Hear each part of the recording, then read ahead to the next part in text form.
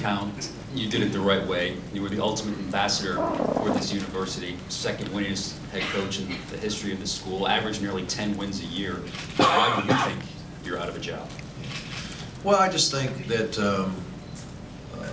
I think 15 years is a long time, and I think that the expectations have been built to the point where if you don't win a championship, it's kind of miserable around here. And I mean, when we don't make it to Atlanta, I'm miserable. I'm miserable too, you know.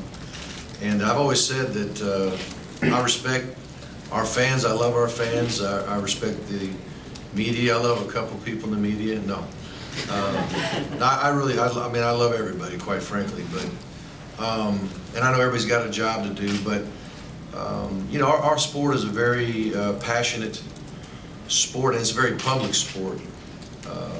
You know, the jobs that we do, everybody seems to have an opinion on it, but you can't have all the excitement and the cheering and all that without the other. I mean, if things don't go the way people want them to go, I can understand them being disappointed, and I can understand them thinking there's a better way and all that kind of thing. I respect that, and I think it got to the point where there wasn't enough confidence that my leadership could get it done, and that's the prerogative of you know, the people in charge, and I understand that.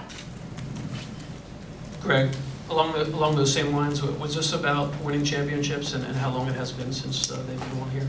I mean, again, I don't want to get into detail of a conversation that Mark and I had. That's between us. So there are a lot of things we talked about, and so I'll just leave it at that.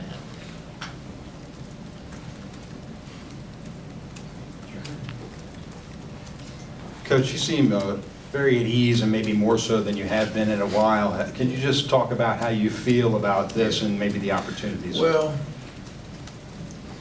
like I said a minute ago, 33 years straight, that's a long time.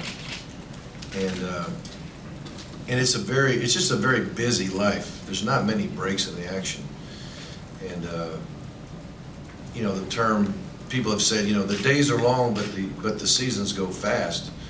They really do, and before you know it, your lives flash before your eyes. And when you sit in the head coach's chair, it's like, I mean, it might be times 10. I mean, you think you know, but you don't until you get there. And it can, I mean, over time it can wear you down a little bit. And so the weight of a lot of the responsibility that I've had for a long time is gone.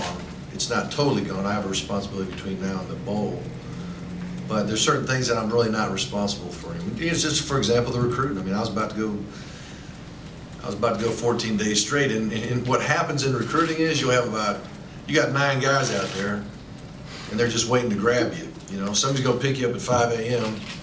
and keep you till 3 in the afternoon, and then another guy's gonna grab you and wear you out till about midnight. You get to the hotel, ready to go for the next guy.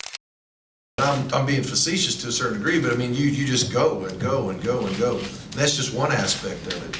So, you know, the responsibility for the student athletes, all the academic responsibilities, all the decisions that have to be made in strength and conditioning, and I mean, it's just such a huge job that a lot of the weight of that job is not there right now. And but the other thing is, just like I said before, I really want God's will for me, and I'm really at peace that it was part of His plan. You know what I mean? So I'm really just excited about what's coming down the road, and I want to continue to try to be as obedient as I can be to the Lord, to God, and see where He has Catherine and I. But we're both at peace. We know we've been blessed abundantly at Georgia. I mean, let's face it. 15 years at a major institution, an SEC school, just to get the job to begin with was kind of a miracle, you know. So we're thankful. We're blessed. Greg, what's your reaction to some of the maybe backlash following this decision from some of the fan base?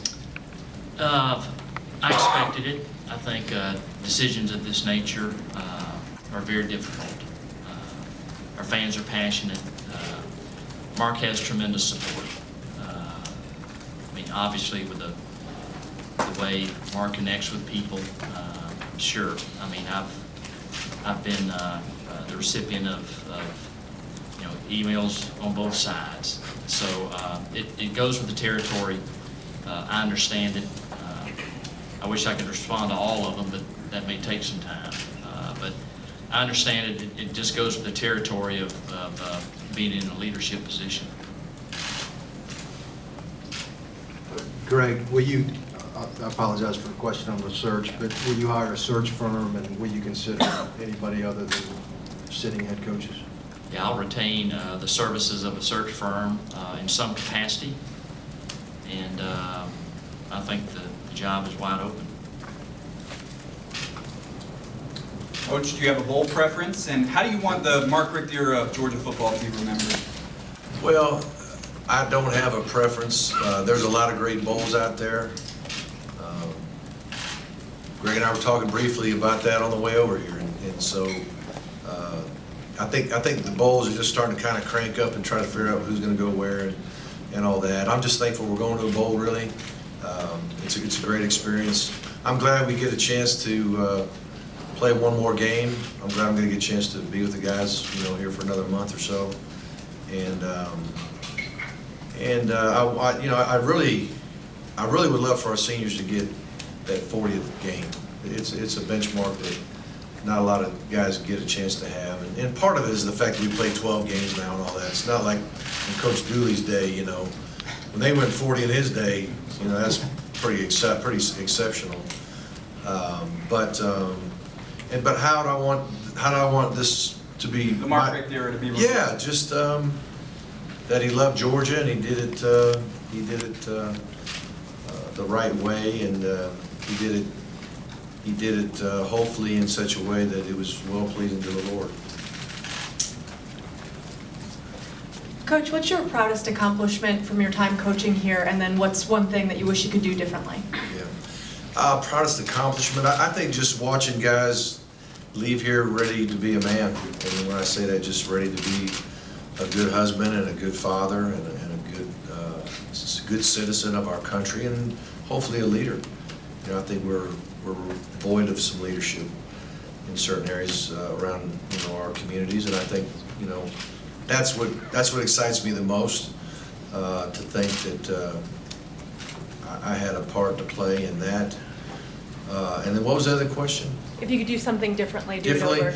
I think the only thing that I really miss hands-on coaching, the coaching of the quarterbacks, the calling of the games, the plays.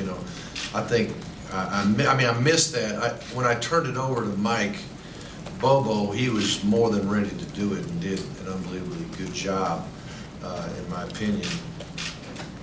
But at the time, I guess the combination of the weight of the job and feeling like if all you do is coach quarterbacks and call plays, you can spend your whole offseason just coaching ball. You can spend your whole offseason going to visit people and get new ideas and all that kind of thing. And I found as a head coach, there just wasn't as much time to do that. There was always this to do and that to do and this to do and that to do.